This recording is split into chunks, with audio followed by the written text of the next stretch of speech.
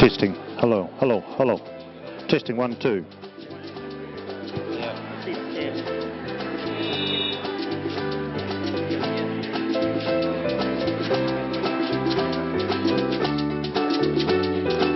Testing 1, 2, 1, 2. Testing. Hello.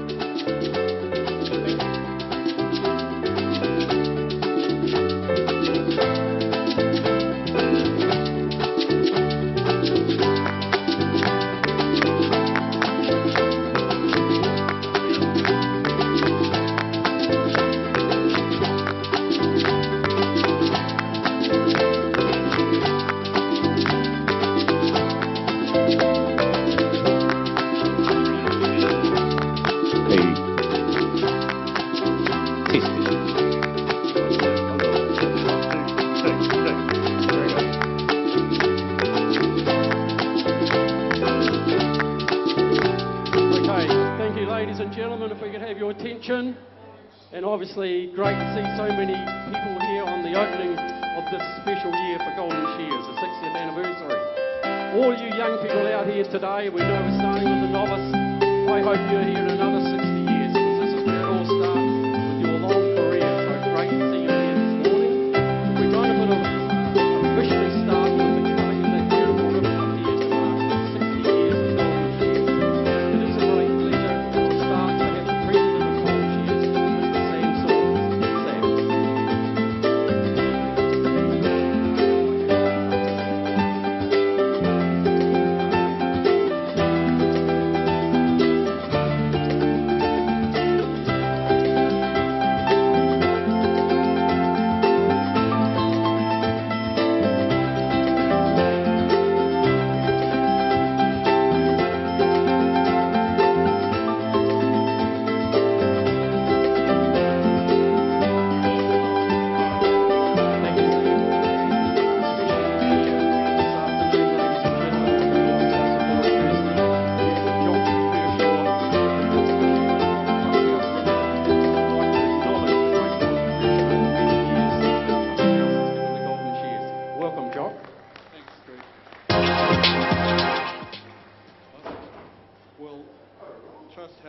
Foundation and its sisters, Trust House Limited and most particularly Masterton Community Trust, are very happy and proud to be a long-term supporter of your event.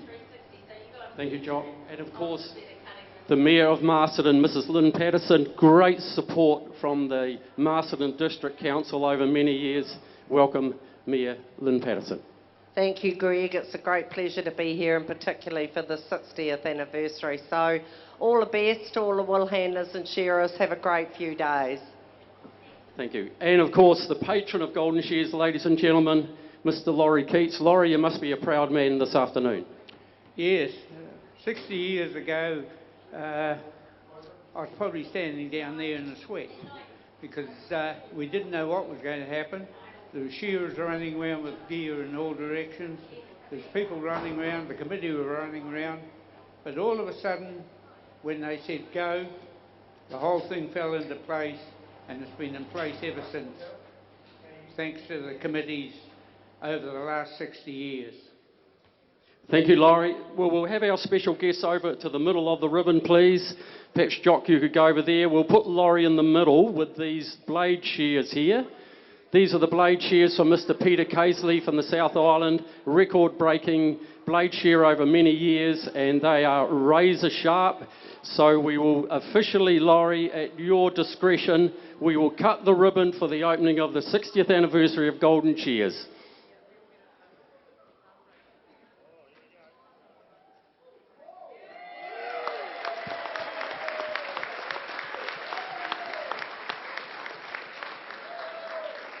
Thank you very much, everybody. We knew it wouldn't take long, and we're straight into competition now, so I believe all the novice competitors need to get their singlets up at the call-out desk, and we'll leave it over to you, Nuki, to take over. Thank you, ladies and gentlemen. Thanks very much, Greg. Yes, so if we could have the novice wool handling competitors come and report in, please. Just the novice wool handling competitors at this stage. I don't think so. Well...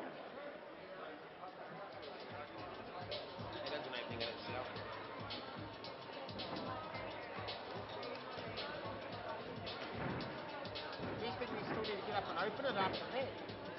Not really, eh? No. Yeah, well, I think we provide. We'll just get into it. Hi, how are you? Lovely to see We you. just have a couple of announcements. There is no parking in New Well across the way. If you do park in there, you will be towed. So to all new competitors and existing competitors, please do not park in New Well, otherwise you'll go out in your car and will be towed. Also, no shearing on gear on the seats, please. If the shearers could leave the gear off the seats, we would appreciate that. So, thanks very much. You hear what I said? Okay. No gears on the seats, guys. Those seats are supposed to smell like bum, not like shearing gear. I don't want that.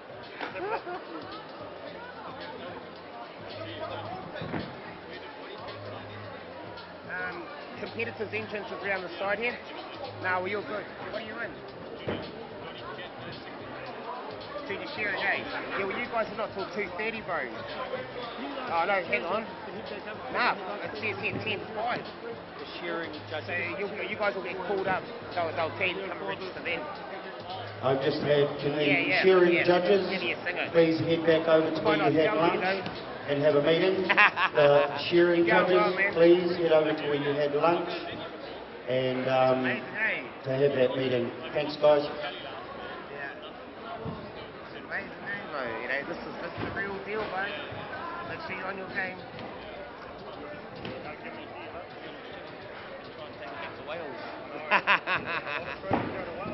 There has, actually, there has, bro.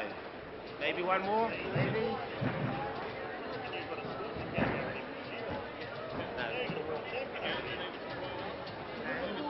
Ah, yeah, he's going quite a bit. He might just be moved, eh? Maybe back a little bit. Yeah, well, because if it's there, Alright, mate. they you know, like if it's scared to go down that side. Yeah. Right, now Powai Mullen Shearing is the sponsor of this first event. Might give them a little spiel. Just a little. Just a little. I'd like to thank myself for sponsoring. Well, ladies and gentlemen, we're going to start off with the Powai Mullins novice wool handling event. Each competitor to handle one long wool fleece. The wool handler's seal time is 1 minute and 40 seconds. So after 1 minute 40 seconds, they lose 1 point for every 5 seconds. Maybe.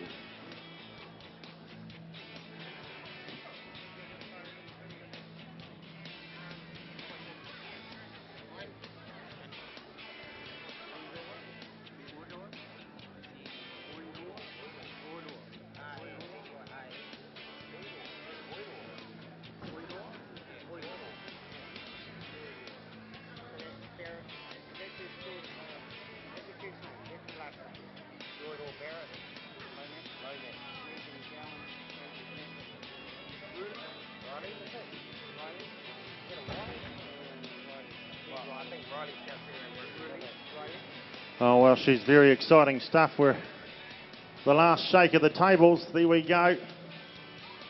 The two burly fellas that are been here for a long, long time play an integral part of making sure this Golden Shears runs like clockwork, as it always does. And we've got huge entries here, Tuma, today. Huge entries are right across all grades, across the 4 days. But yeah, a large amount of novice wool handlers and novice shearers and the like. So that's the future of the, you know, the industry. Wool handling and shearing is the youngsters that are coming through. The brave ones that are going to turn up here. I'm a wee bit anxious and fired up and honoured to be here at number 60 to get the invite. And I could well imagine how the competitors are going. Some of them will be their first go maybe in a show.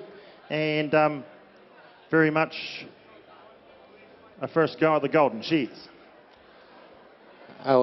Ronnie would like all the shearing judges back over in the education room. So all the shearing judges, if you guys can make your way back over to the lunch room, that would be good. So we have 6 minutes to go until the fireworks will begin.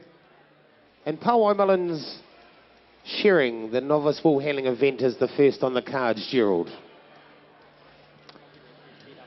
Yeah, sure. They've got one fleece to handle.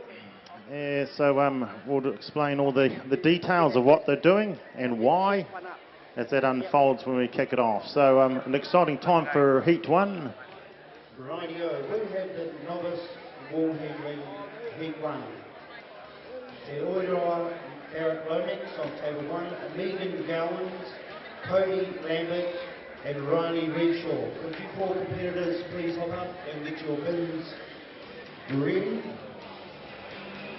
Now, wool handlers, when you get up there to organise yourself, you need to take a second. And what your second will do is get up there, sweep your board down. So all you need to do is get up there and set up your baskets. Okay, we have a lot of entries, and so we will be pushing it along. If you are not ready, that is your own fault.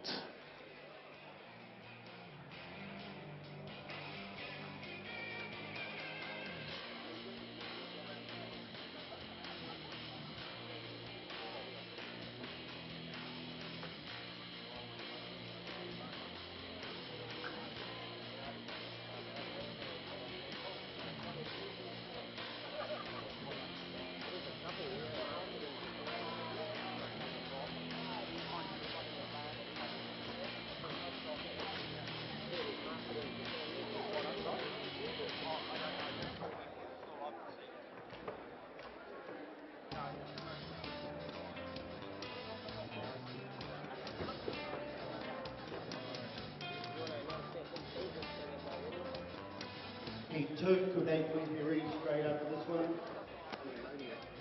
Maria Edmonds, Naoki Fukushima, Rene Hemera and Shana Hema. Would you four please, competitors, please be ready following this heat? Would like to put a quick thanks to our shearers up there. These shearers come in and they share these 4 days for love.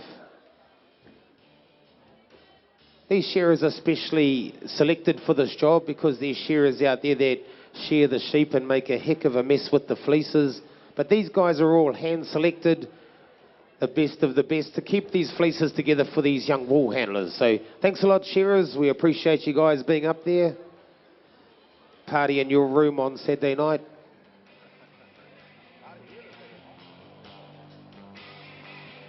Could we have Tiara Russo and Lacey Bennett, please report in. So that's Lacey Bennett, you need to report in, and Tiara Russo, please. Yeah, when the green light comes up here, then when the green light comes up here, we've got to wait for the green light here.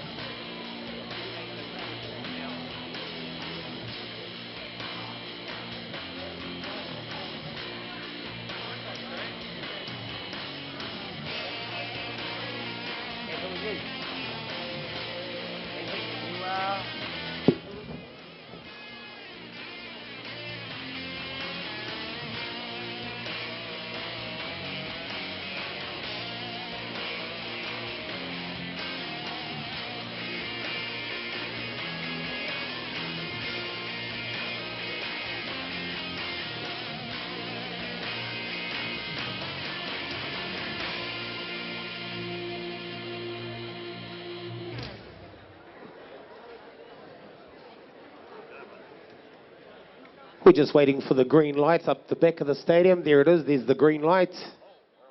So we are good to go. Can we have our shearers to the board? Heat 1, Pauai Mullins Shearing Novice Wool Handling Event. Timekeepers ready. Shearers, get set, go. Okay, Gerald, there will be a little bit of nerves up there from these young competitors. They were looking pretty sharp up there in their Trust House orange shirts. So these wool handlers, they've got how many baskets around there? Is there 9 baskets? They've got 9 baskets around their little work area, Gerald. And in every one of those baskets, I think they may have 1 spare. There should be a separate line of wool. Yeah, that's right, Tuma. So just for those in the audience who are wondering, thinking this is just for the Golden Shears, this is actually what happens in a day-to-day routine in the shearing shed, okay?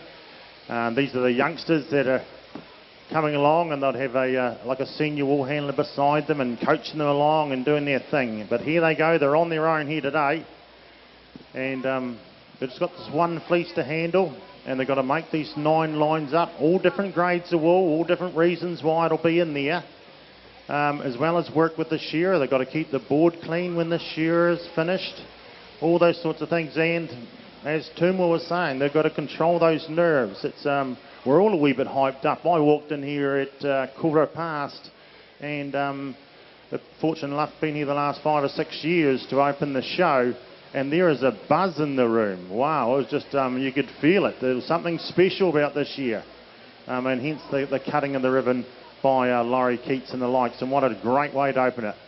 So here we go, the first and only fleece to be thrown down on the bottom stand there. Riley Redshaw, here she's bundling it up and bunching it up to me, ready for the throw. We're going to try to get all that fleece. This is a full wool fleece, which is 12 months worth of wool on the table. Oh, good from stand 3 there. Oh, I got tangled up on the table. Shows you the expertise that's required, Timmer, isn't it, to get these fleeces on the table fair and square. Yes, you're dead right, Gerald. A lot of these young wool handlers, they will have a mentor in the crowd, someone that will be cheering them on, someone that, when they go to work, is schooling them up, letting them know how to do it properly. And these young novices, they probably have done 1 season in the sheds. And to be fair, long wool now is kind of becoming a thing of the past. A lot of times we have 8-month shearing, 6-month shearing, so a lot of it is second shear wool that's done on the board. So this long wool, there's not a lot of long wool around nowadays. I know that in Dannevirke they were trying to find some practice sheep, but there's no long wool around. So here we go, our young wool handler there on table number 2. She's happy, roll that fleece up, nice, tight, compact roll. And then it's all about getting that brim and just cleaning it up. Anything that's left behind the size of a credit card will be deemed as a point. So they need to be very, very clean, efficient. You know, a lot of these young wool handlers, they probably spend more time leaning on the broom than working with it at work, Gerald, so this might be a new experience for them. Yeah, well, better that than dropping it. There's rules in the shed for a drop broom. It's normally a shout at the end of the day, and then that can cost an hour's wages. So here they are, sweep, sweep, sweep. An important time for them. And the long wool, again, it has a good purpose. And we'll cover that off in the next heat. We're happy. Megan Gona's on the second thing. Thinks, have I done? I've got their call from the audience. That will do. You've done okay. The mentor says, yep, that should do the job. Quite a nerve-wracking time. Of course, these people are going to go right through, right to a semi-final, hopefully, and then the final today. So they've got a big day. There we go. Give them a super round of applause, ladies and gentlemen. That's kick-started the 60th year of the Golden Shears, folks.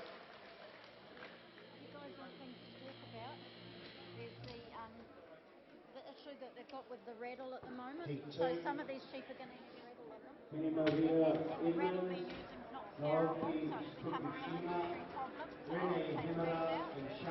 The animatronic will remind the audience that what they see up there when they're working is actually what happens in the lag time. So we don't have people saying they gave me 5 minutes or anything like that. Taking the wool away, you can hop up on the stand. Thanks.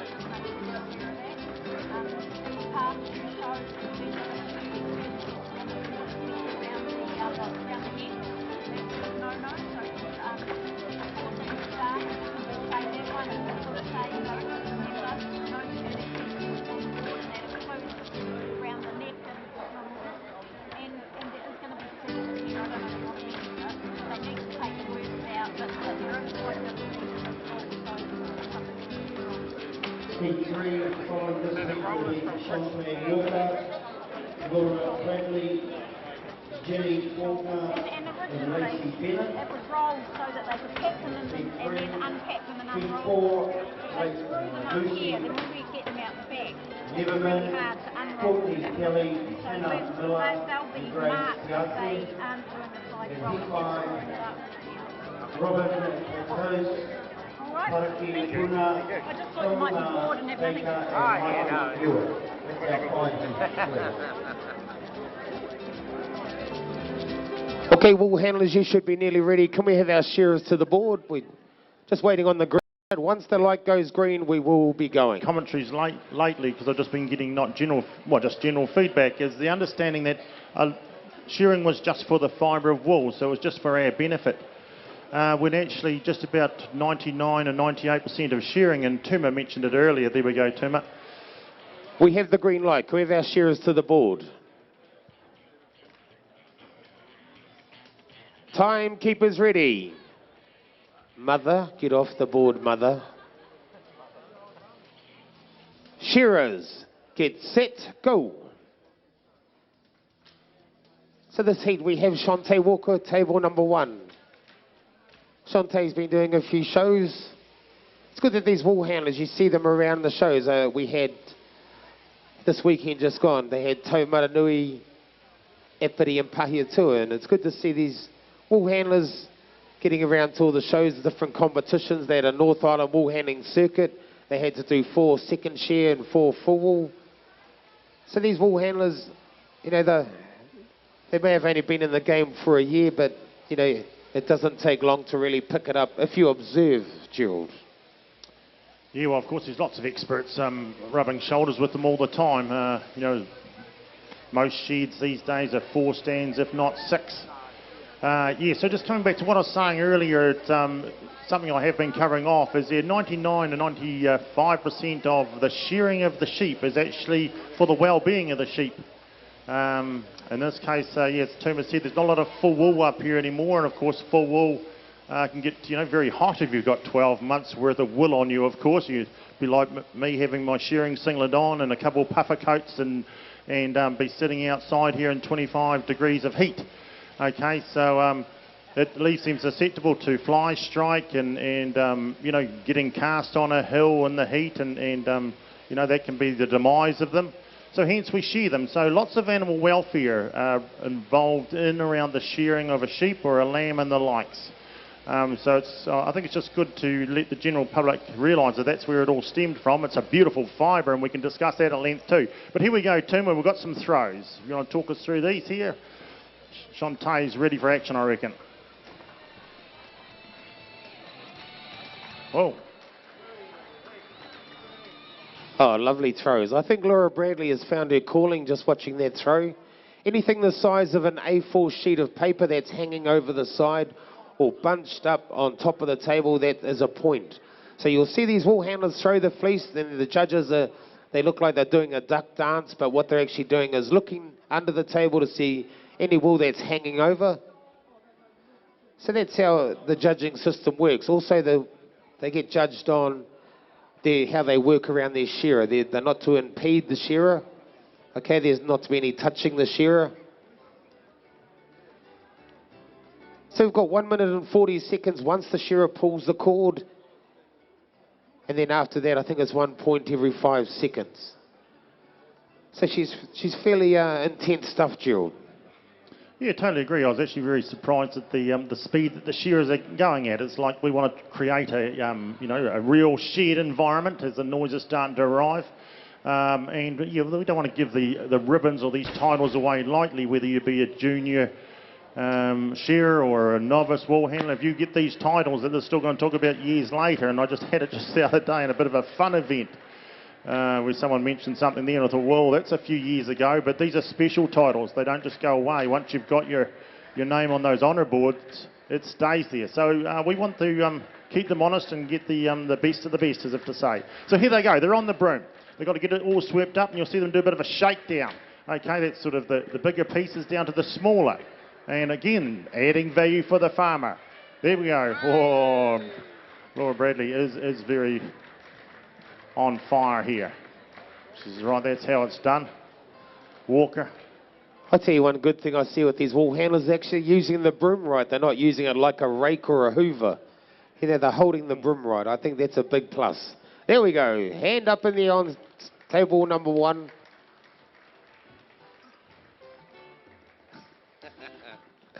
Okay, Nuki. Heat number 4, could we have Lucy Neverman, Courtney Kelly, Hannah Miller and Grace Tiate, please. Yeah, so just while they're getting ready, talking about those brooms, Tuma, down south, of course, we get those big frosts, and you can get aluminium brooms, and you'll see they're all wooden brooms here. And the downside to those aluminiums are on a big frosty morning, they are here's an aluminium one at the front here, just as I speak of it. I didn't realise that, the young boy in the red T-shirt.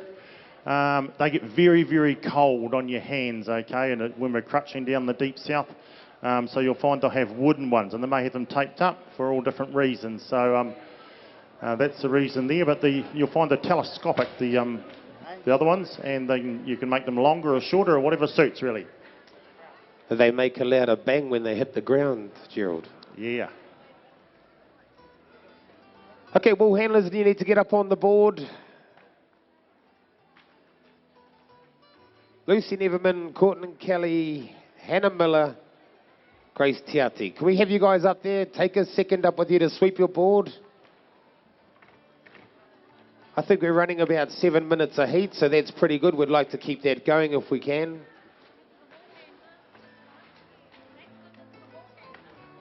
Usually the wool handlers hold us up, but they're doing very, very well. Well done, wool handlers. Big credit to you. Yeah, well, actually, the last 3 or 4 years, I don't know what it's all about, but they have got very, very efficient. Oh, jolly they have. We'll give them credit where credit's due, as they say. So we'll give a bit of information, but we'll keep it a wee bit light-hearted too, just to keep a wee bit of humour rolling around as they sorting their baskets up. Noogie? Okay, a couple of minutes. Could we have junior wool handling competitors please come and report in? The junior wool handlers, if they could just come over to the left of the announcer's desk and report in a minute or so. Thanks. Can we have our shearers to the board? Shearers to the board. Adam Broush. We have the green light.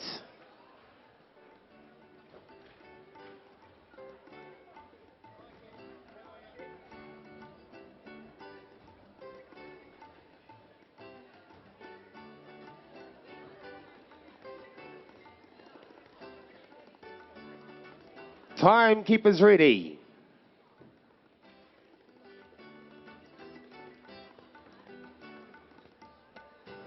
This is where the homework gets done at home, Gerald. They should have a pattern in their heads so that whenever the wool comes off, they should know exactly what bin that's going to go into. You need to get off the board, clear the board, competitors only. Timekeepers ready. Shearers, get set, go. So this is heat number 4. Pauai Mullins Shearing is the sponsor of this event. Adia Mullins is watching live stream. Adia will be very, very happy with the amount of entries and the skill level of these novice wool handlers so far. So Gerald, we've got 9 baskets, and all of those baskets except for one, there's a spare one in case we have something that comes up, but we should have the frib wool. We have the belly wool. Okay, around the fertiliser works, as they call it, or around the bum, there's a lot of short wool. There's sock wool around there. The odd time there can be a little bit of stain. Okay, so that comes out in the undermine. The shearer then takes the top knot off. The wool around the head, that needs to come out. It's a hollow fibre. If that wool touches the main line of fleece wool, these wool handlers will get penalised because they deem that as, what do they deem that as? You're asking me, Tuma, a penalty? Yeah, That's could too. I was actually more thinking about the stain you were talking about. I mentioned earlier about the rattle that's maybe on them. that's not scarable, okay? So the other thing, what we can call shed stain, the manure that gets on the side of a sheep from another sheep when they're in the yards for the day, is called shed stain, and that is not scarable either. So normally you'll get, docked if the wool buyer will see some shed stain. It is actually, the way to get rid of shed stain is actually UV light, okay? In other words, letting them out of the shed, and it happens really quick. It just about melts up in front of your eyes. Let them out of the shed into a bit of sun, and the sun will cook the shed stain off the side of the sheep, okay? But you can't wash it out. It wants to stay there. And you don't want that in your carpet, of course. Here we go. She's never man on one, is doing the wee bunch up. She steps down, gives it a chuck. Unfortunately, the neck wool didn't fly out. It was tangled and caught up. It shows you the skill level that's involved. There's a good chuck there by Kelly on 2. I wouldn't call it a chuck, more of a throw or a placement, and you'll see all these different styles, and you think, well, what's involved there? What happens from one to the other? Well, it all comes from how you pick it up on the board of how it's going to unravel or unroll itself.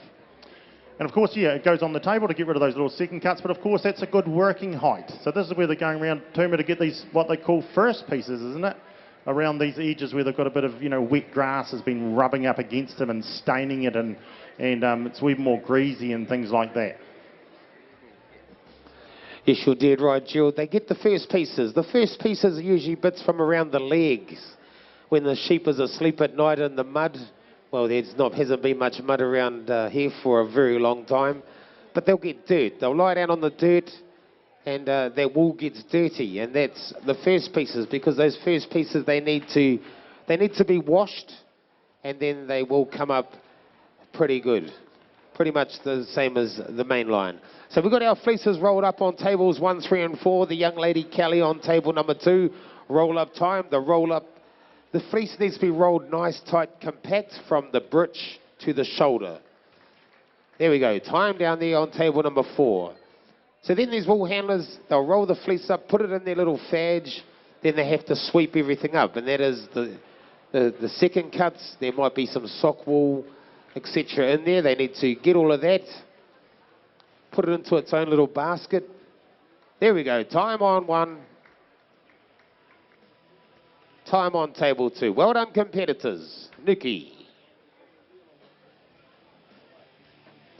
The fifth and final heat of the novice wool handling, Robin Krause, Paraka Puna, Elma Baker, and Michael Pure. See you look down there.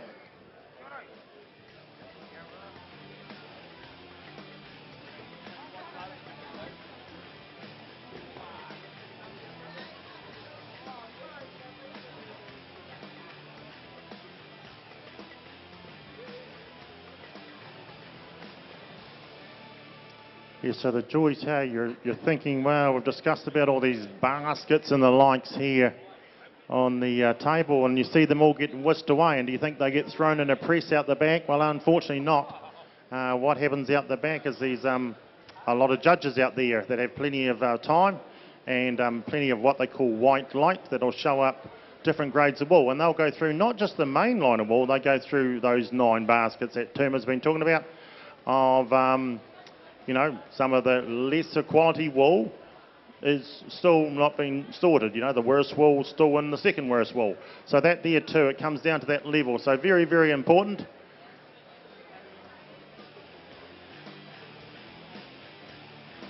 Can we get heat 5 up on the board? Robin, Paraki, Alma, Michael. So Paraki, you're on table 2. Robin, you're on table 1. Take a second up with you guys. You need someone to sweep your board while you set up your baskets. Looks like there's 500 junior wool handlers, Gerald. Yeah, I was thinking the same one lockdown here, isn't it? Absolutely brilliant. Got plenty of time, and then I see they're handling 3 fleeces, so that's going to keep them honest at the same time. Yes. Wow, they've come out of the woodwork from everywhere, haven't they, to come along and be part of this big number 60 at the Golden Shears. And yeah, well, it is. It's an honour to be here. It's going to be a fantastic. It's always fantastic, but we might be able to just add a wee bit more glitz and a wee bit more glamour to it since it's a really special occasion. I know a couple of my old mates from down the deep south, they may be in the audience. I haven't looked around just yet, but they've come up to We Share in the Evergreens because it's number 60. And I remember taking them home 10 years ago, and they said, oh, wouldn't it be good, because they're not young, these two, wouldn't it be good to be here at number 60? Well, they are, and they're going to have a wee share, and one of them actually happens to be 86 years of age.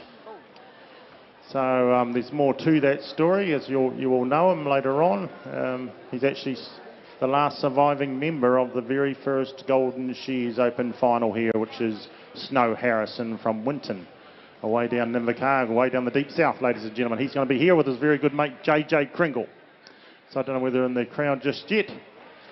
But, yeah, and JJ's about 77, and he spent his whole life helping young wool handlers and shearers and the likes, and he's a great shearer himself. So, look, it's what I'm trying to say really is it's invigorated a whole lot of people to make a very, very special effort to come to Masterton. Sinead Flutie.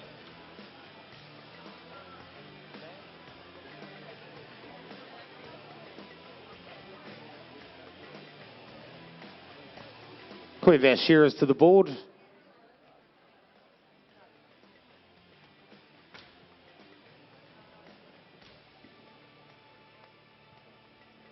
So you'll see the scores up top. They do not have the back points. Okay, the back points are still to come on.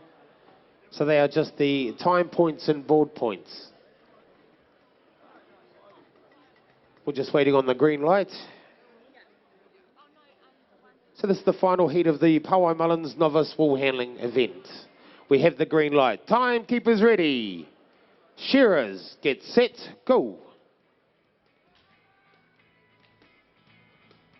So we have a young German lass there on table number 1, Gerald. I don't see a short broom there. She's just going to work with the long one.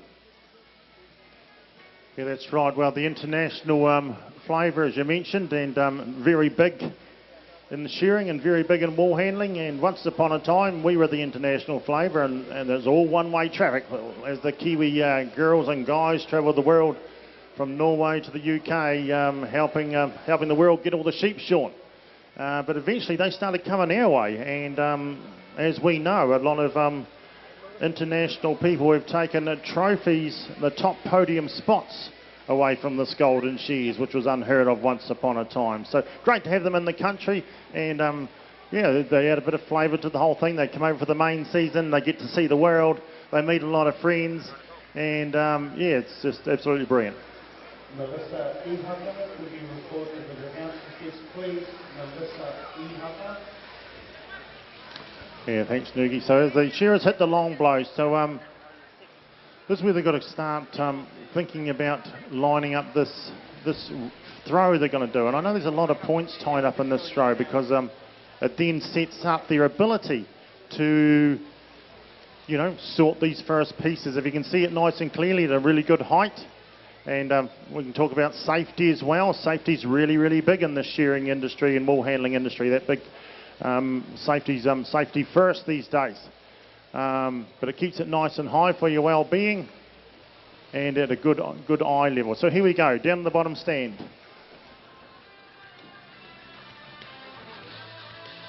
Buick it is, from Pongaroa. Well, it's a pretty famous name, isn't it, of course? He's back to the board now. Sweeps it down to the table. Look at the fingers going. Young Michael Buick, round he goes. He said, yep, I'm going to grab that. I don't want that in there.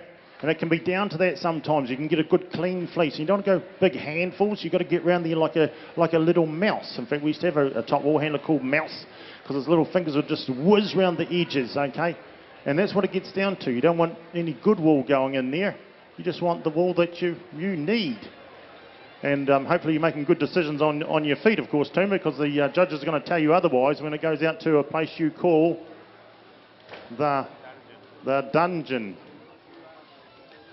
Yes, you're dead right, Gerald. The wool does not stop here. It's just like working in the wool shed. It goes into a bale and it goes to a core sampler. And that's what the judges in the dungeon are. They're like a giant core sampler. So here we go. We've got young Buick down there and Baker. Both of them. Baker's looking for a broom. Michael's already got broom in hand. Theoretically, young Baker should overtake Buick because he's a shearer and a presser, and she should be skilled with that broom. But looks like young Buick down there, he's going very, very well. Oh, she nearly put her hand up. Looks around. Well done, Michael. Well done, Alma. So we're coming up with the junior wool handling heats. They'll be handling 3 fleeces. Rural Woman New Zealand will be the sponsor. But here we go. Paraki Puna having a look around. Good to see Paraki here. He might be eyeing up those points for the triathlon. If you don't know what the triathlon is, it's the best of all events here, shearing, wool handling and pressing. Well done, Paraki. Well done, Robin. Well done. Give them a hand, ladies and gentlemen. That's the end of the novice wool handling elimination heats. Nikki. Could we have from the junior wool handling, Melissa Ihaka report in, please? Amy Bell, Joe Marshall and Jazz Kenrick. Can you guys please report in so we can get underway with the junior wool handling?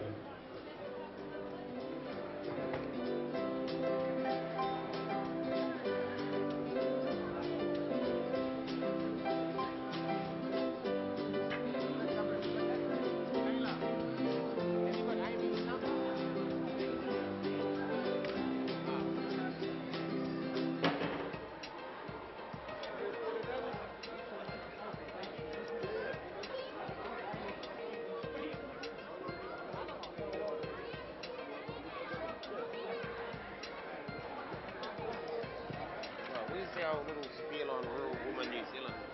You bring your...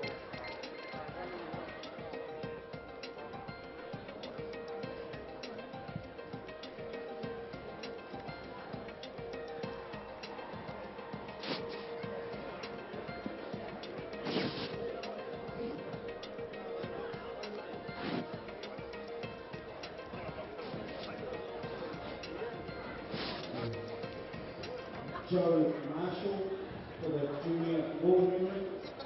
Please report in. Joe Marshall, or if anybody has seen, could you let us know? And Melissa Ihaka, a local girl. Could someone let me know whether she's coming? Thanks.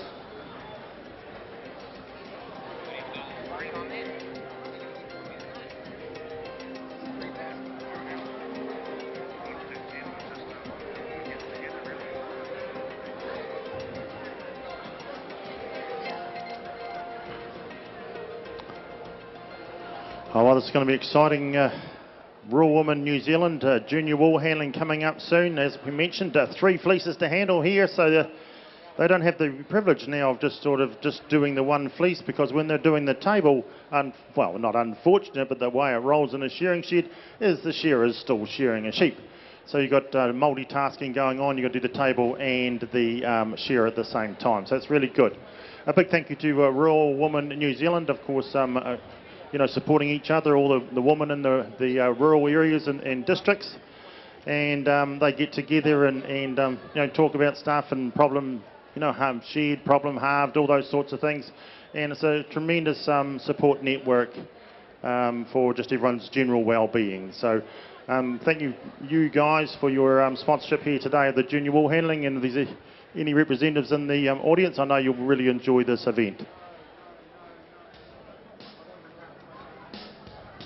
We have the first heat of the junior wool handling. Ashley Jason Kohi, Alfina Edmonds, Dean Coronet and Sinead Flutie.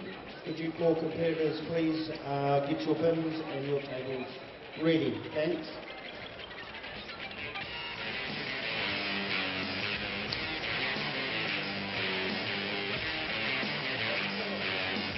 Yes, so it's as I was saying, really marvellous. It's a bit like women having an afternoon tea together, really. It's just a support network. Some of us guys go down to the local country club and have a couple of beers and talk about how difficult the season's been. Good afternoon. Welcome to Golden Shears 2020, the 60th birthday, right here in Masterton, New Zealand. things have just started down in the stadium, and I'm very grateful to be joined by Doug, our local, what do you call yourself, Doug? Media Statistician. Oh, yeah, media officer. General Shearing know-all. New Zealand, that's good enough. And so what we thought we'd do is, first of all, just bring you up to date with where we're up to in the program. So it's a 4-day program this year, celebrating the 60th birthday. A pretty amazing achievement, really. But today is all about our, I guess you might call them our young ones coming through, isn't it, Doug? These are our novices and our junior wool handlers and shearers. Exactly. We've got the novice wool handling on at the moment. That's the heats. Later on will be the novice shearing heats.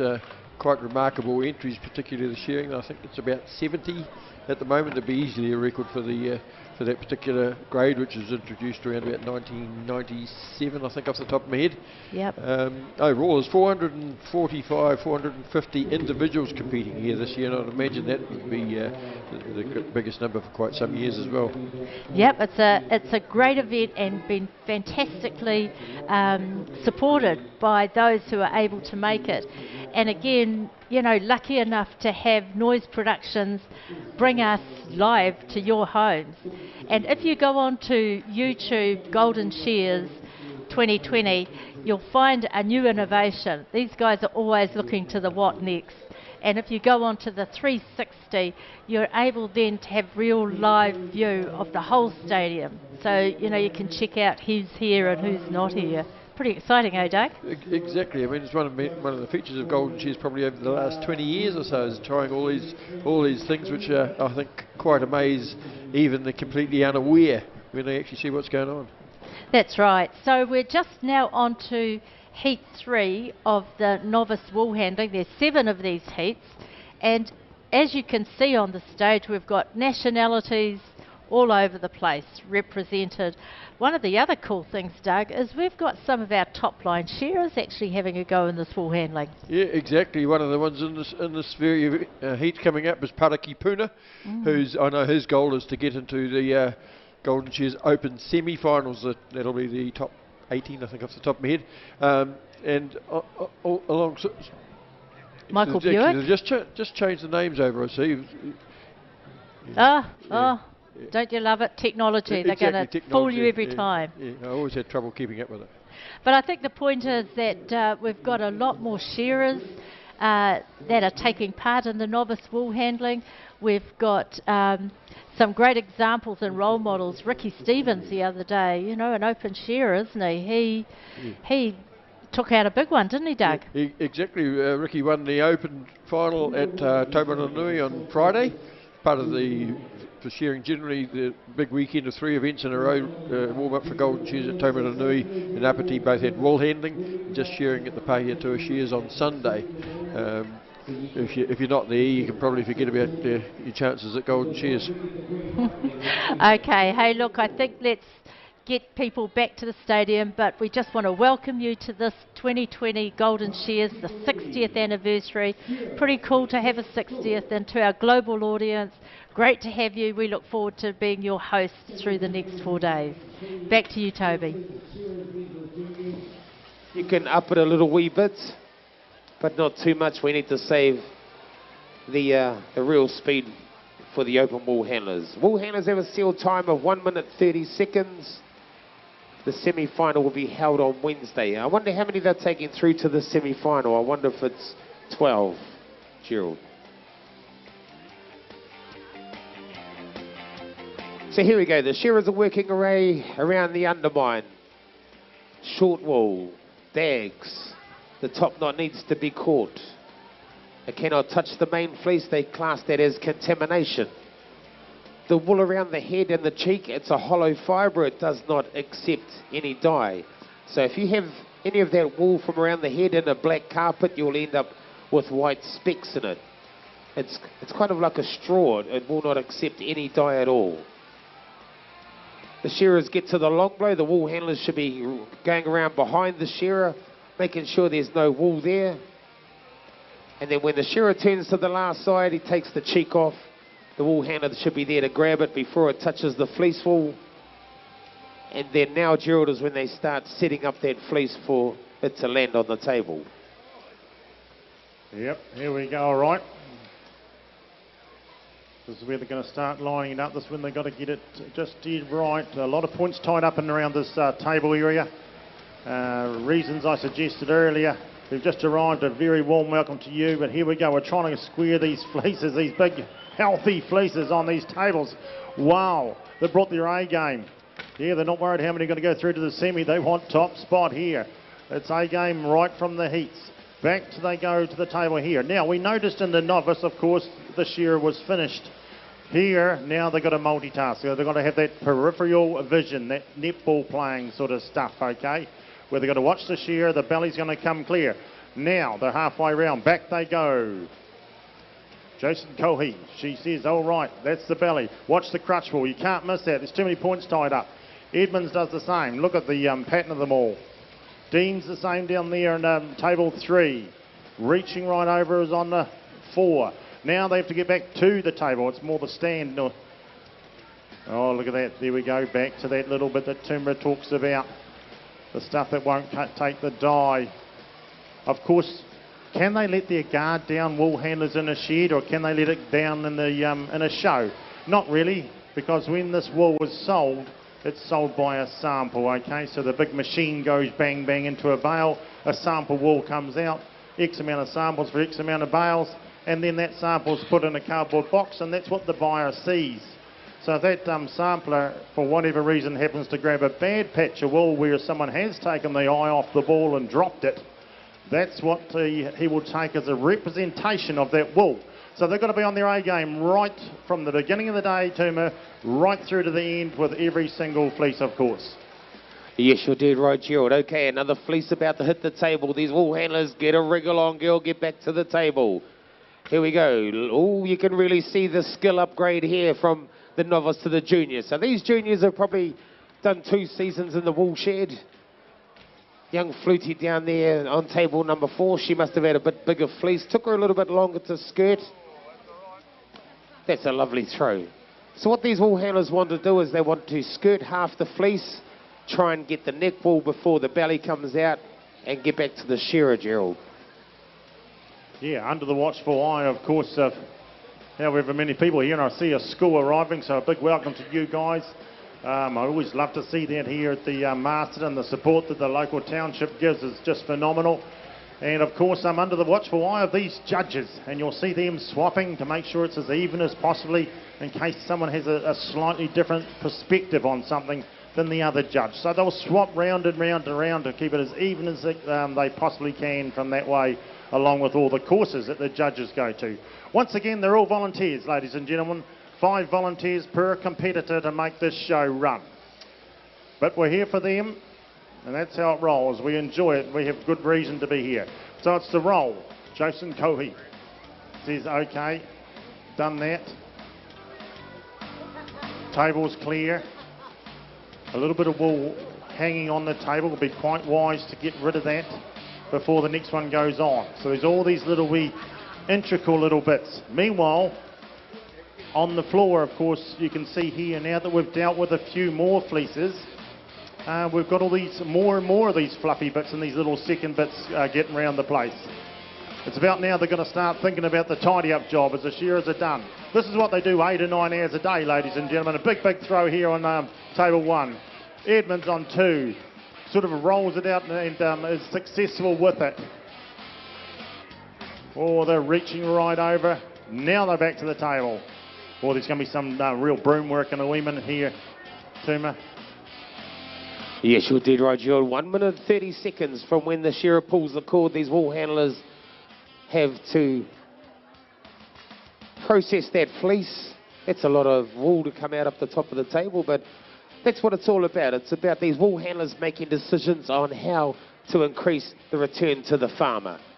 And it's that snap value, you know, you don't have time, 5 or 10 seconds to think about it. It's a look, it's an instinct thing, Gerald.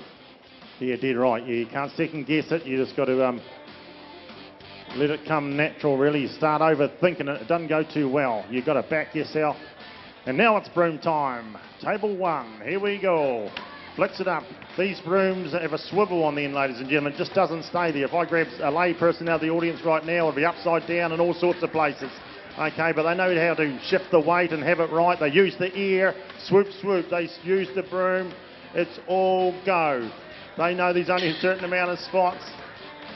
They didn't come from all ends of the globe to come here to make the numbers up, folks. It's their A game. Come on, let's get them behind them. Let's have a little bit of a razzle-dazzle. Let's build some momentum and some atmosphere here. Onto the broom they dive. A bit of a shakedown here. Edmonds, she's into the seconds. Shake of the table, going to clear the table. Hand in the air. Oh, they're starting to heat up here, Tuma. Finishing touches for table. Edmonds says, I've done that. 2 hands in the air. It's not a high 5, it's a high 10, and there's a high 5 down the bottom there. Next team, if they could go up once the wall has been taken away. Naomi Boyce, Jess Stewart, Joseph Gordon, Gianna Russo.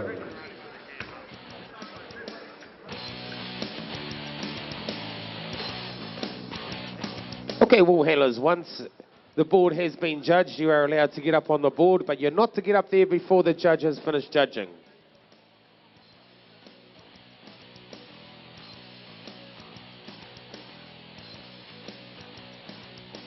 Oh, she's a big jump up in skill level, Gerald. These young juniors, they have brought their A game.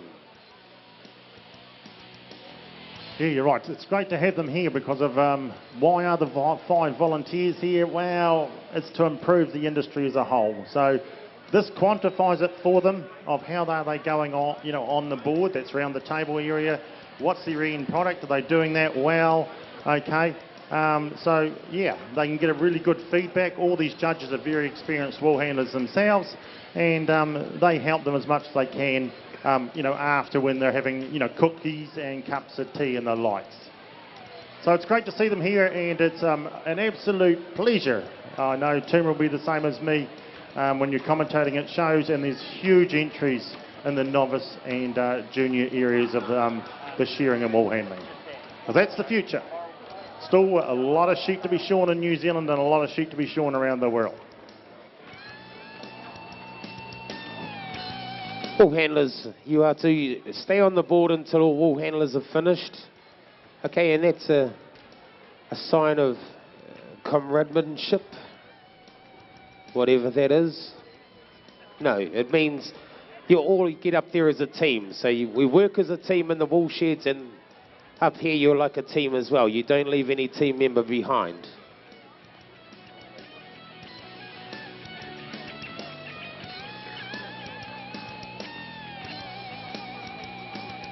Three have taken place in Ruby after this week. Natasha Edmonds Ruby, Years Oroku, Victor Harrison, and Catherine Maloney. If you for comparative, please be reading following this week. Thanks. So Rural Women New Zealand is a charitable membership-based organisation which has been an integral part of the rural landscape for nearly a century. Oh. There must be some old rural New Zealand women around, Gerald. And there are Rural Women New Zealand members nationwide. Wonderful. We have the green light. Shearers to the board.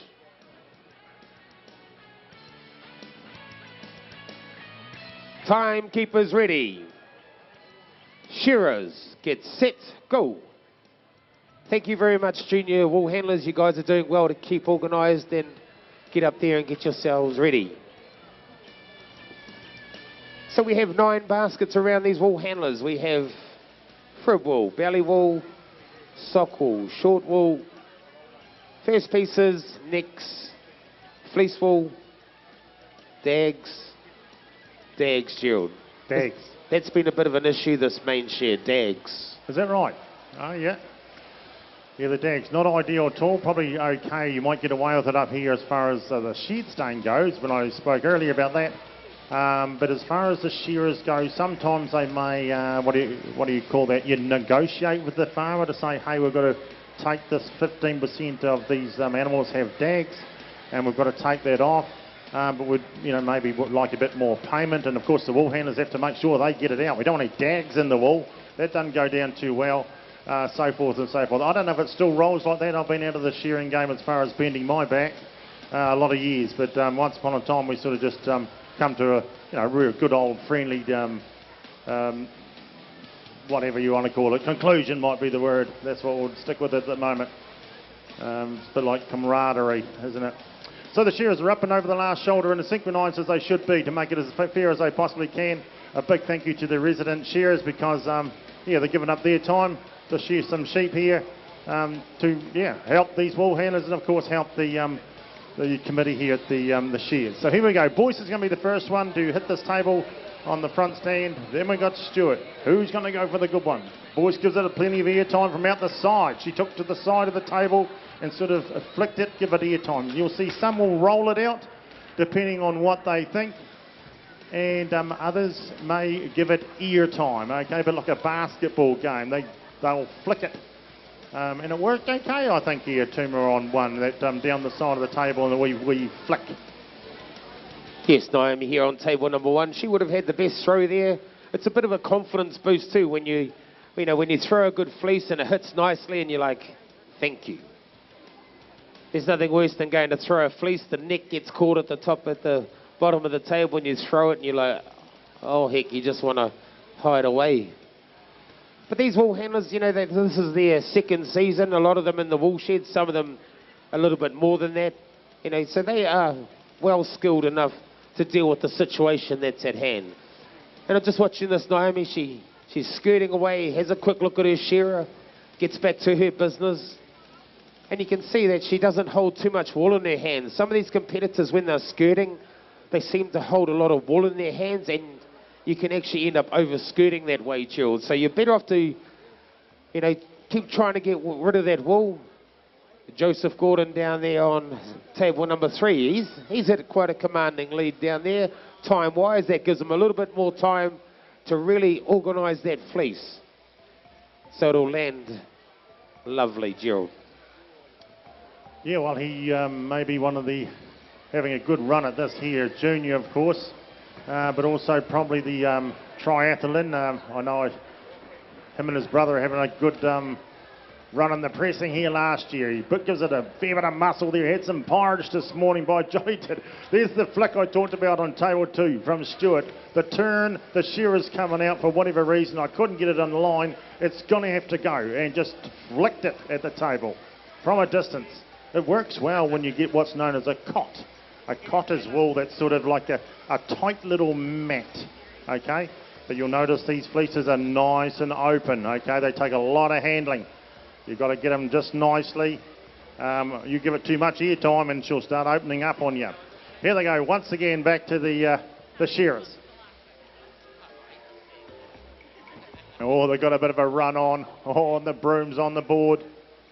Once upon a time, they would have bounced up on the board, okay, up on the raised board and down and up. They would jump, but that's sort of taken out for the safety first these days, and they must stay down on the floor and reach over either with their sweeper, okay. The sweeper, we talked about the broom earlier, but they normally have a board with them, a sweeper board, and you'll see it on stand 2 or table 2. Jess Stewart from Masterton. There's a local girl, ladies and gentlemen. She's working up a bit of colour in her face and a little bit of perspiration there on the forehead. Round to the head wool she comes, getting her out, heavily stained wool out of there. It's got to come out. And Tuma's just shown me a bit of paper here, and we've got Masterton all the way. So we should have a real razzle-dazzle here. We should have some noise happening. All local guys and girls up here, ladies and gentlemen. So come on, let's have some noise for them. Not today, not yet, Gerald. We're too intense. We're mesmerised by their work, and I totally agree with you. Nothing like watching people at this level working away. The backbone of New Zealand, the wool industry. Here we go, the last and final throws this will be. Oh, Tuma, they're hitting these tables okay, aren't they? They're not easy fleeces to handle. They're quite open and a lot of weight in them, I'd say. Well, the best throw would have to go to Joseph Gordon on table number 3. The steward here on table number 2. I've noticed every throw, Gerald, she's ended up with that front leg over on the right-hand side, coming over. So obviously she's not quite throwing the fleece square. this side of the fleece is looking good. So if she can just nail it straight down the middle, the judges wouldn't really have a lot to ping her for. So it's an A4 sheet of paper. Anything that's hanging over the size of an A4 sheet of paper is a point. So she probably lost 4 points just on that overhang there. This girl, Naomi Boyce, here on table number 1. She looks like she's going very well. We're watching the way she skirts. Nice, tight, compact roll. Wool handlers, you do need a nice, tight, compact roll. Okay, we got 3 wool handlers here. See how Naomi had to walk right around her table? You know, she should have maybe put her fadge on the other side, Gerald. Save her walking around. But here we go, broom in hand. Now she's got to walk around to get her broom. But these are just little things that you learn as, you know, the more experience that you get, you learn, you know, where's the right place to put your broom, where everyone else puts theirs might not suit you. So these are things that you learn as you compete.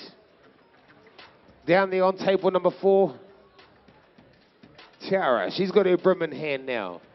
The young boy Gordon, he's shaking out, you know, the longer bits away from the second cuts and stuff, because they go through. There we go, time for Stuart, time for Gordon. Naomi, she's not far away from finishing as well. Gives it a little shake those second cuts out. Well done, Naomi. You did very well. Tiara, finishing touches from her, and we'll have the next heat up on the board, Nikki. Junior wool handling heat 3, Natasha Edmonds ready, Diaz Rotu, Vekamai Harrison, and Catherine Aludi. Once the wall is been taken away, if you want to hold up and get your tables ready. Heat 4, Crystal McGregor, Emily Wanderer, Warren, Emma Martin, and Jacinda Kennedy Stead. They could be ready straight after this heat, please. That's heat 4.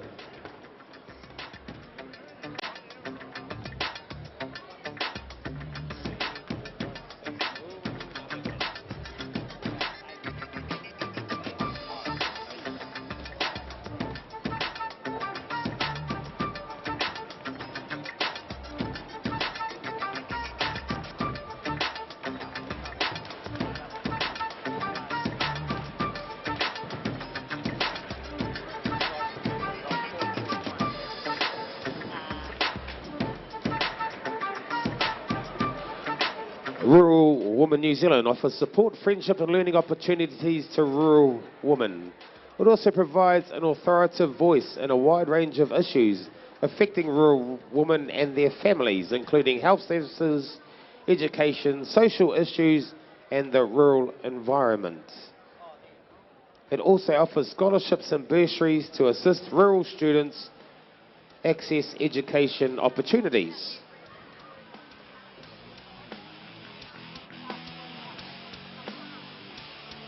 Wool handlers, there is some of these fleeces with rattle. We had a big issue with the rattle this year in the main shear. All the rattle needs to come out. So when you've thrown that fleece, just cast your eye over the back of it, or even when the shear is shearing on the belly, sometimes you can see it. So just keep an eye out for rattle, competitors. Okay, we have the green light. Can we have our shearers to the board? Shearers to the board.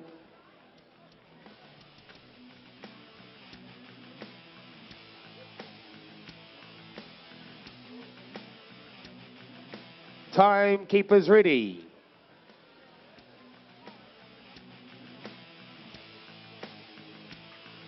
Competitors only on the board, thank you. Shearers, get set, go. Oh, we are pushing these all handlers a little bit, but we've got a huge schedule to get through, Gerald. And we're on a very, very fine timeline. But we have Natasha Edmonds lady from Masterton. Diaz Rotu, Pahiatua, just up the road. Letamai Harrison, Hastings. Catherine Maluli, is that the one that's on that She Shares program, Gerald? Could be that too. Matawai, she's from. So here we go.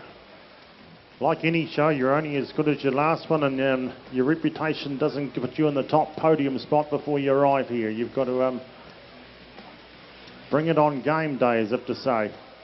And these are the big moments. This is what your man Richie McCaw would call critical moments. You've done all your season, you've worked hard, you've asked a lot of questions, you've, as you said, you've thought about it in your sleep, that when you make the Golden Shears, these are the things I need to do well. Okay, and got to breathe your way through, you've got to stay calm. They would have been all fired up before they stepped up there. We're only bystanders, and I was getting all fired up an hour before we arrived. So the tension was in the air when I arrived here. So here they go. They're going to have their first throw. And as you mentioned earlier, this can be a real confidence booster if they can nail this one.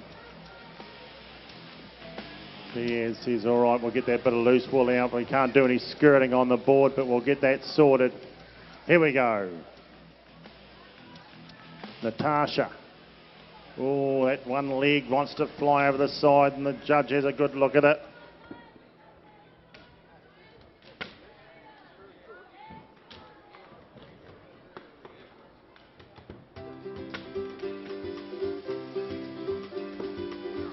Okay, sheep number 2 is on the board. The wool handlers working away on the fleece.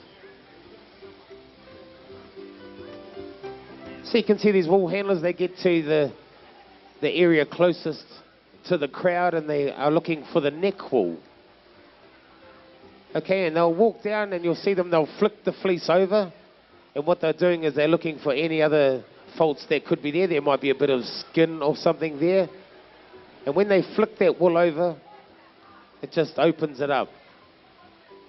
And this also allows them to start setting them up for the roll at the end. So shearers, just stepping up the neck, the wool handlers, they'll grab that cheek wool, get back to the fleece, and start skirting the second half of the fleece.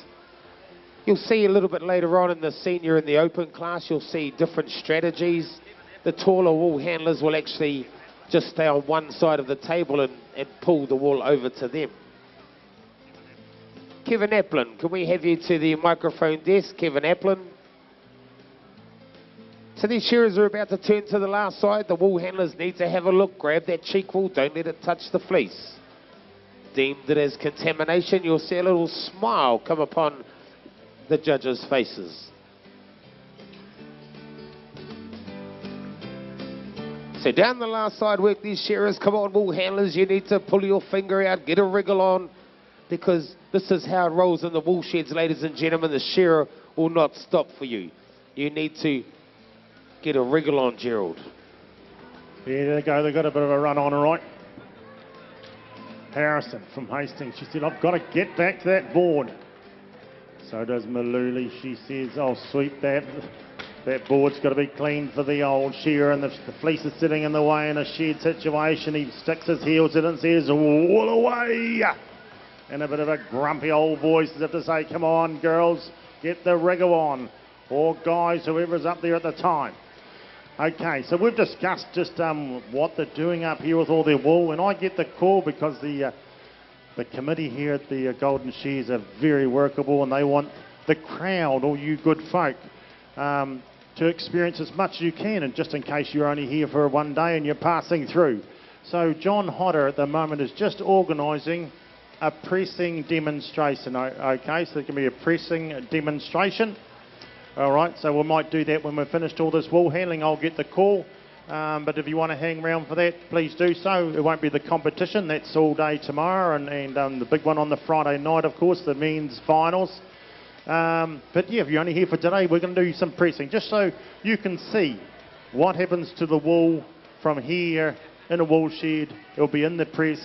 Approximately 40 bales of this, okay, 200 kgs. 5 kgs of fleece, maybe greater, maybe 35 fleeces to the bale. Then the bale will be trucked away, of course, to the wool store. That's when the sampling happens. That's when it ends up in the cardboard box. That's when the buyer arrives and says, yes, I have just the product I want to make out of that wool.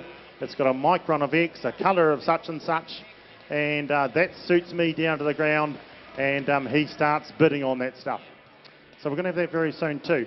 Meanwhile, they're still working away, and of course you're watching and listening at the same time. Everyone's multitasking here today, as we have a little round of applause for a certain throw there. Way to work they go. Look, we've got one on the board. The bottom stand there, Maluli saying, holy smoke, I see what you mean, Mr. Commentator. The shearers are putting the acid on all right. It's the real deal. She does a good one. Now she's got the board clear. Still got a few bits and pieces to tidy up to her here on stand one. Got to get back to the board once she's finished that table. Oh, this is the junior class, Gerald, and these wall handlers, they will be freaking out a little bit. But, you know, they should be able to block the crowd out, you know, and just concentrate as if they're at work. But here we go. Broom in hand there from Diaz, from Pahiatua. Who knows Diaz here? Does Diaz not know anybody? Come on, make a little bit of noise for these wall handlers. Natasha, she's got the broom in hand. Hey, Captain Maluli, she caught up a lot. She kind of had a lot of work to do on that fleece because she was miles behind. They have 1 minute and 30 seconds for the juniors, and then after that I think it's 1 point per 5 seconds. So you do not want to be too far behind in time points, because the time points, they can really hurt you. But looking down the board, all of these wall handlers have got broom in hand, Gerald. See that wall handler there on table number 2, lifts it up. No worries. That's how we roll in Pahiatua. But there we go, time.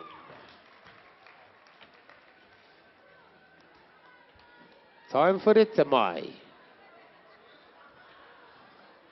Get out of it, Catherine. Don't you try those tricks. So Natasha down here on table number 1. Very quality conscious looking lady by the looks of it. You can lose a lot of points out the back, Gerald, so often it does pay to... Did you put your hand up? There we go. Well done.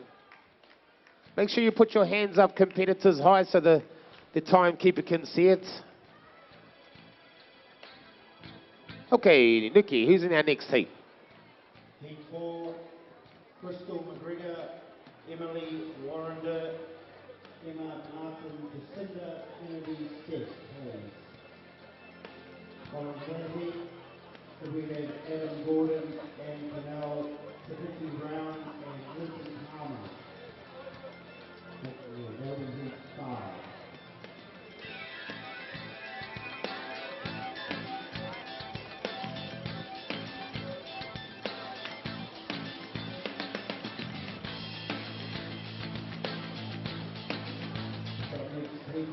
We've got a lot of heat to get through this afternoon, so if you can just sit up there as soon as the ball's away and it's judged, and we'll keep moving.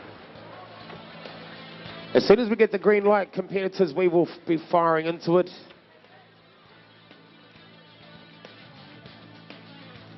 Once again, we'd like to thank our shearers. Thank you, shearers, for getting up there and shearing for us.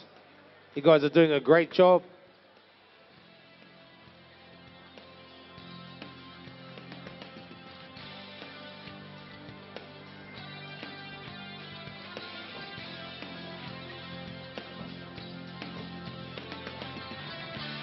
Oh, we've got someone from Gore. Emma Martin, all the way from Gore. So she's travelled a wee way to me to be here. Great to see you here. Good luck, Emma.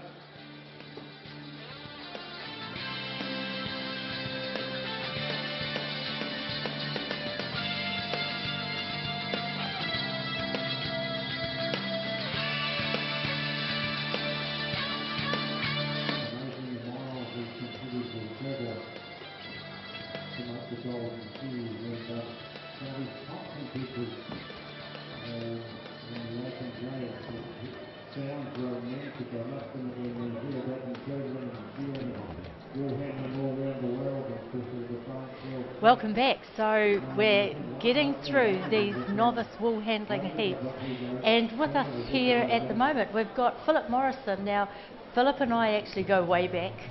We competed, didn't we, Philip, in the Young Farmers 100 years ago? That is true, that is true. It does seem a long time ago. It is a long time ago, and since then Philip has been president, and now are you still the chief referee? No, I've given that job away. Okay, so what's your role now? Just a past president and becoming a has-been. Never a has-been. Philip runs around busy as ever, and he and his wife Anna Morrison continue to put a big effort into the Golden Shears. So Philip, the planning for the 60th has been for quite some time now. Talk us through some of that. Oh, look, it generally starts, the planning for the next year's competition starts as soon as we finish this one, but yeah, we'll have a debrief in the next month or so with the committee, and a lot of notes come out of that. But these days it's sort of run-of-the-mill where, you know, everything takes their place over a certain time, even just dealing with or corresponding with our sponsors. That's very important, and look, we have so many on board now, it's a pleasure to deal with them. Yeah, no, I see that, and if you have a chance to roll through the Golden Shears website, you'll see who the sponsors are and where the support comes from. But Philip, we're into Heat 4 of Heat 7 of the novice wool handling, the junior wool handling. So this is Rural Women New Zealand who sponsor this grade, and they've been great sponsors though, haven't they? Look, Rural Women came into the stadium just 2 years ago it was, and couldn't believe what they saw, and that happens with a lot of our local even farmers, new sponsors. They sat in the audience one evening and just were absolutely amazed with what they saw and just came on board without any questions at all, and they just loved being here, loved the atmosphere, and of course being involved with competition that's taken place in the wool sheds all around New Zealand. They just love the rural scene part of it. Yeah, no, you're absolutely right. And Philip, I've just been watching some of those throws from those junior competitors. There's some pretty good throwing going on down on that stage. It's a fierce competition, so maybe we should get back and allow the family and friends to be watching those that they've signed in to watch. But don't forget, YouTube goldenshears.co.nz, and go on to the 360, because then you can see the full scope of the stadium and what's going on. Thank you, Toby. On Emily on table 2. Forward it goes to the shearer, can step up and around, and it doesn't get tangled up around his moccasin. Okay, part of the shearing gear, a moccasin. You think that's unusual footwear?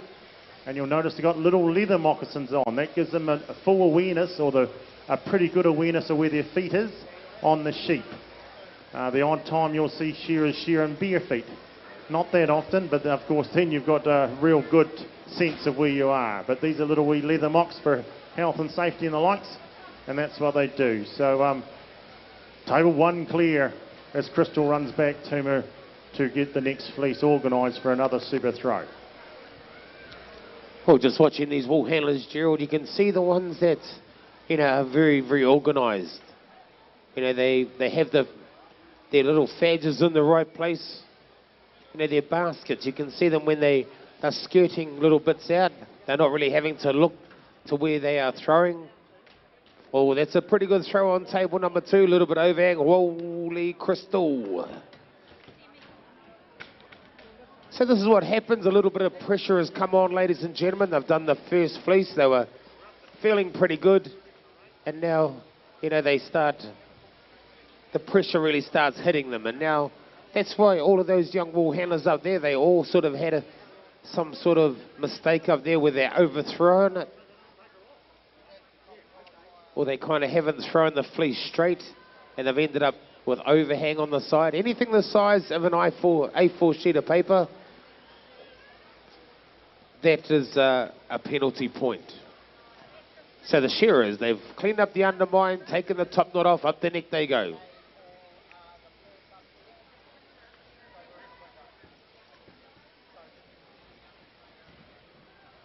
Yes, so that pressing I mentioned earlier, it's a demonstration just for you good folk who have come along for this extra half day. We're doing our program so full. We've got this extra half day on. That's not a problem. We're here to cater for all you great sportswomen and sportsmen. So we're going to do this wee demonstration, and we're going to do that in about 20 minutes' time. So if you've got 20 minutes up your sleeve, we'll see if we can just run it in conjunction with a bit of junior shearing or a bit of this wool handling here. We have the novice wool handling semi-finalists. Top qualifier, Laura Bradley,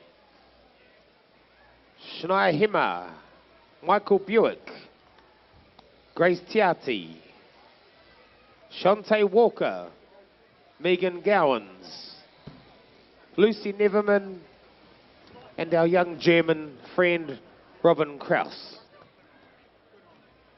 So those are the semi-finalists. Well done, you young competitors.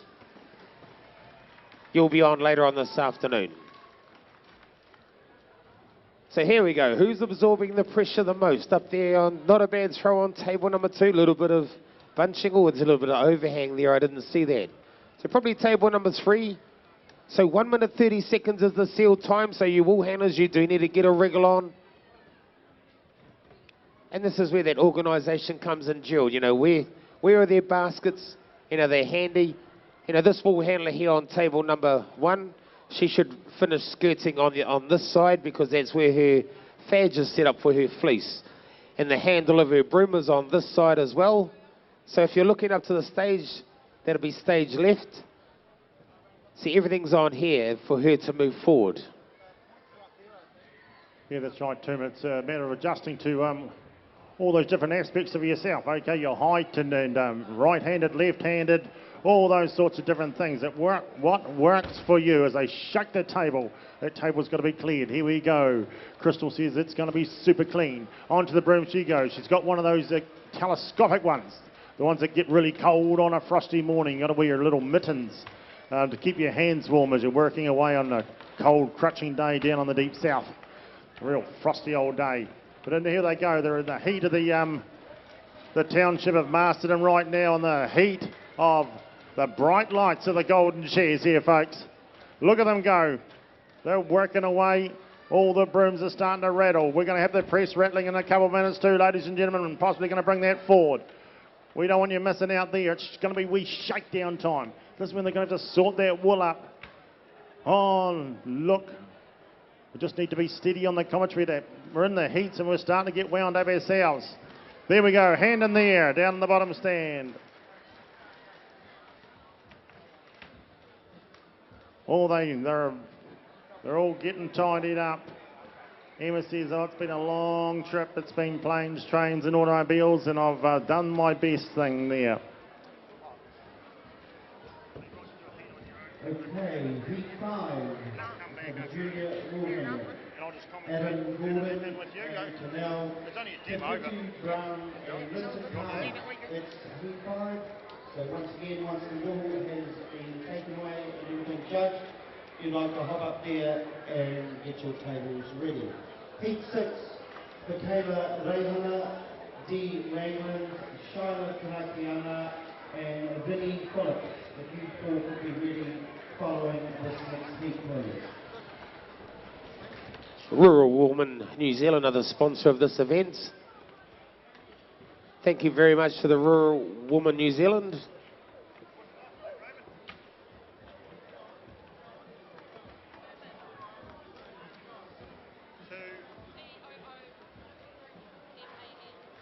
So we're just waiting on some baskets to come out from the wool room. I think the judges out there will be getting a bit wooled up by now down there.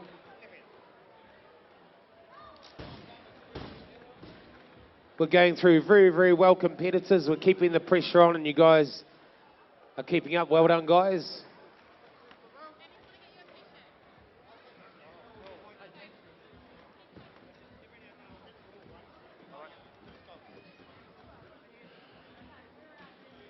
All right, just while waiting on the green light, we are going to do this pressing demonstration, okay? If you've got a ticket for tomorrow, we'll have pressing all day right here, okay? From the novice to the men's singles, to the ladies' singles, to pairs, to men's pairs, okay? Okay, could we have the novice shearing competitors please come up to the announcer's desk and report in? The novice Shearing, there's quite a few of you, so we need to get you all reported in, please. Novice Shearing.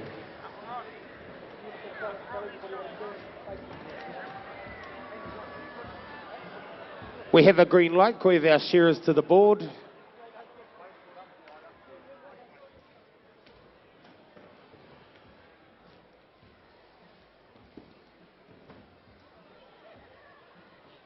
Okay, green light.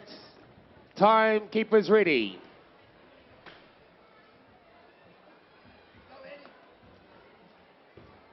Shearers, get set, go. Okay, we have young Adam Gordon. He's a local boy. Table number 1. I think he won the novice wool handling last year. I remember presenting him with the red ribbon, the Powai Mullins sponsored novice. So that's the young man there on table number 1. Table 2, Anne Cannell from Gisborne. Table 3, we have Te Whitu Brown, Wairarapa. And on table 5, there's no only 4 tables, cut it out. And on table number 4 from Dipton, Linton Palmer. So as I understand it, on table 4, Linton is a shearing contractor. Sorry, Gerald, back to you. Oh, you're all good. No problem, Tuma. Hey, yeah, we're going to this demonstration. I have Raymond Tuman King. He is our novice champion from last year, mate. I know everyone's keen. Let's just put a bale down in demonstration. Okay, me and Tuma have discussed all the ins and outs of what happens to the wool. Okay, in a sheep shearing environment with second shear, not so much that full wool, that's 12 months worth of wool. This is probably more 8 to 6 months, okay? We make a big pile of it like this. We do that for a reason, because we want to blend the shorter bits with the longer bits, okay? Once again, the buyer only sees a sample when he's going to buy the wool. The man from China maybe, okay? So this is what happens. Then it's time for a bale. It's time for a bale, and that's what we're going to see right here. So we've got the press, and we're trying to get around 200 kgs. Now 200 kgs is an important sort of mark, because anything over that you can get docked for overweight bales at the wool store. Okay, a fine, a penalty. All right. Anything under, you know, a 160 or 150, you get a spongy old bale. All right, and more packs for the farmer to buy, more cartage to the wool store that he's going to pay, all those sorts of things. So just butt in and Tuma if you want to do some up there, mate. So we're on to a capless press here, a capless pack, sorry. Okay, there's no cap, it comes with it, all right? Once upon a time, there was a cap that had its separate top, and they would sew it all together with some string, okay, sew it together. But that string, over a period of time, become a contaminant of itself. So if the baling twine ended up in the wool, it was a contaminant. So the latest, of course, is the capless, and it gets stapled together, okay? Staples are metal, ladies and gentlemen. They put the wool under a magnet, staples, bang, bang, bang, bang, gotcha. Okay, no contamination of any sort. So here we go. So this is what a presser does. They have a really, really busy day. Probably some of the busiest people or busiest person in the wool shed. His jobs are, he's the presser, that's his name, yep, he presses. He's also got to cook the food, he's got to get the frying pan on, the kettle, the sandwiches out, all those sorts of things. Also, he's got to pen up.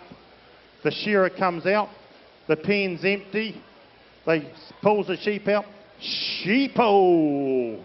The presser's got to stop what he's doing, fill the pens up with the old hunt away, oof, oof, oof, get them all filled up, get back down, start pressing. Meanwhile, the 4 shearers are still shearing. There's still more wool arriving. You've got to be fit and healthy and want a big challenge every day.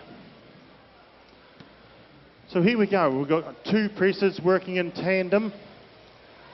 Very unusual thing about wool is it's springy. Is it springy? Yep, Does it suck the energy out of your thighs? sure does. You wouldn't believe if you've ever run up loose sand dunes, you know, big sand dune, you can run up it like you're doing some rugby training. That's what it's like when it burns your legs. Really hard work pressing the wool, okay? So they're going to fold both sides. And that's half each. This is known as the bottom box now, and this is the top, and you'll find out why soon. So they've got to fill it up. They're going, here we go. So you're going to do a light one, boss? Okay, no problem. We're not going for 200. Okay, so the cap goes on. Remember, the cap is, or the sides are here. The wool's in. They have it tied up because they've got to keep it nice and tidy. When they get judged tomorrow, folks, because there's lots on tomorrow, they will be judged on this tidiness. See the stuff I'm kicking around? They'll be judged on that because that would be known as a bit of a safety hazard. All right? So the box has got to come up. That itself takes a great art and a lot of strength. The art is to wind the box up without it starting this.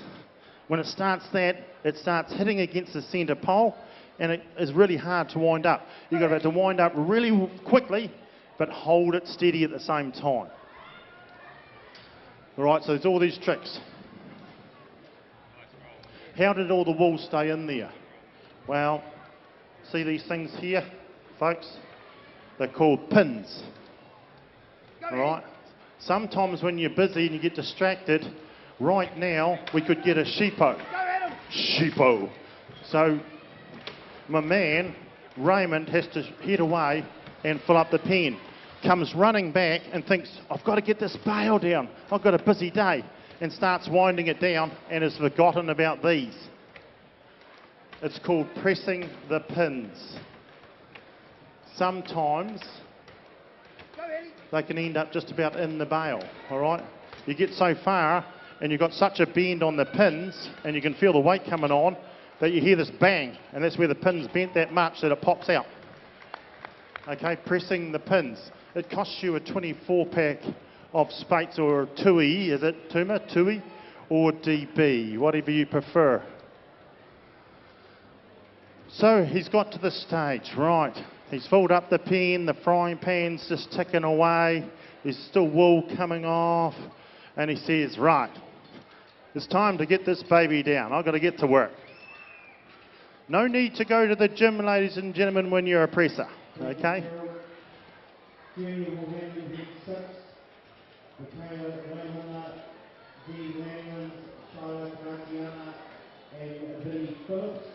Once the water has been taken away, you like to hop up and get your tables ready.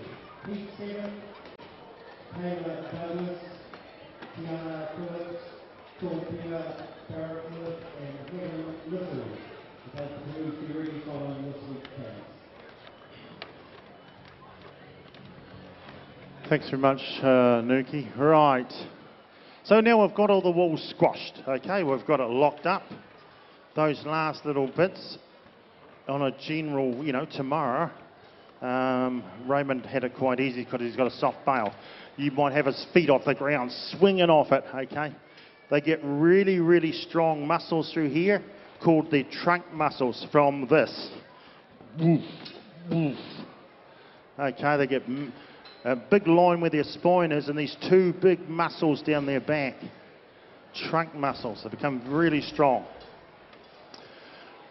Right, so those pins are gone. Now we've got to get these pins in.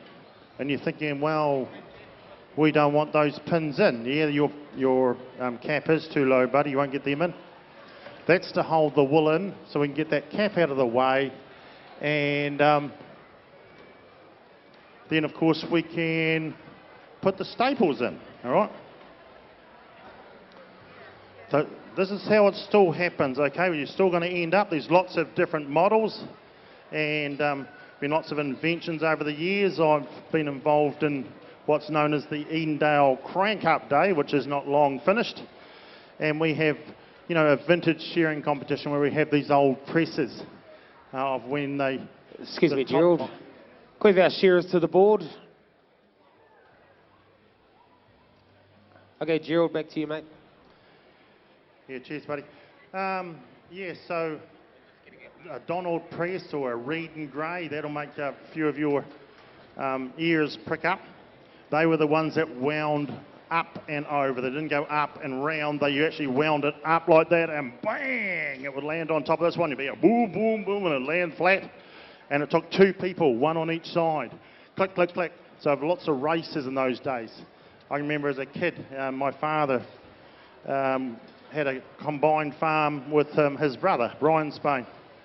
And all of us kids were involved in shearing in some way, if we weren't just sleeping around in the wool somewhere.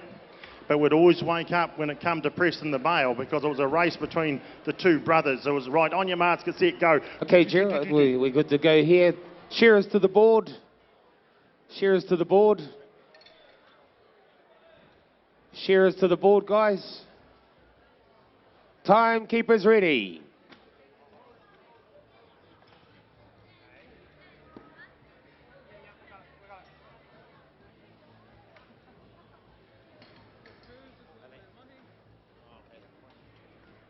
Shearers, get set, go.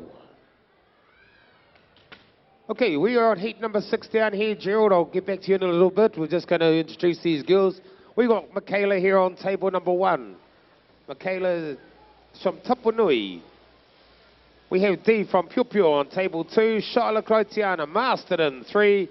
Vinnie Phillips, one of the informed horses down there on table 4. Back to you, Gerald. Thanks very much, Tuma. Yeah, okay, so we've got those pins in. Well, Raymond has, I haven't, I'm just talking about it. And now we're doing the staples, all right? These are the things that, if the wool goes under a big magnet, get pinged out, okay? So they don't become a contaminant in the wool, like the possibility of some baling twine, okay? So we staple it down. They like to keep their corners really nice and tidy, the presses that are, well that's actually, I've got to go back to my story. So my father and his brother would bang the bale down, and that's how it was done sort of in those days. Then these arrived, okay? These presses were like, wow, this is good going, we'll wind the box up. It's a one-manner. We've cut a lot of the workload down. One person can pull the bale down. So these were the latest model. They were brilliant things, okay? Then what happened is the hydraulic presses arrived, okay? Now, what Vanguards, they were commonly known as, Vanguard presses. And when you're a presser, you used to like them. Just the same as this, really, ladies and gentlemen, except for instead of Raymond's muscle power, all this stuff here he's got, he just goes bzzz, and the arms go up. And then when they're both up, he clips them in, and then he goes bzzz. Oh, it actually lifts the box up, and then it just pulls it down together. Boom, hydraulic. You've still got to jump in it to squash all the wool down, but all this here was taken away, okay? All this hard manual labour. Nowadays, ladies and gentlemen, it's no tramp presses, and I'll cover that off in a wee minute if we've got time. Well, there you go, ladies and gentlemen. I think he deserves a round of applause. He's done this out of the goodness of his heart. He's an absolute great sportsman. Raymond Tooman/King. This is a bale wool, folks. This is what Tuma and me have been talking about. Where does that wool go? It ends up here. When it is in the wool store, a big robotic thing goes, psh, stabs the wool bale, pulls out a sample of wool. Here we go. Psh, sample of wool, psh, sample of wool, into a box. That's what the buyer sees. That's why wool handlers can never take the eye off the ball. Because if they get a bad bit, that's the sample. That's a representation of 200 bales of wool. and there's a bit of stain in it. Okay. But nowadays there is the no tramp presses. It's like a half box on top of the box where you stuff it all in, you pull a lever, it goes bang, squashes it down, 2 pins fire through, it goes bang, bang, and it's locked. It's got scales on it, folks, so you don't have to worry about where 200 is. Oh, I can take one more fleece, stuff it in there, bang, 199. That's what they're all sort of running on today. Okay, So very Gerald, good. down here we've got our fleeces about to hit the table. Michaela, bit of overthrow there, lovely throw on table.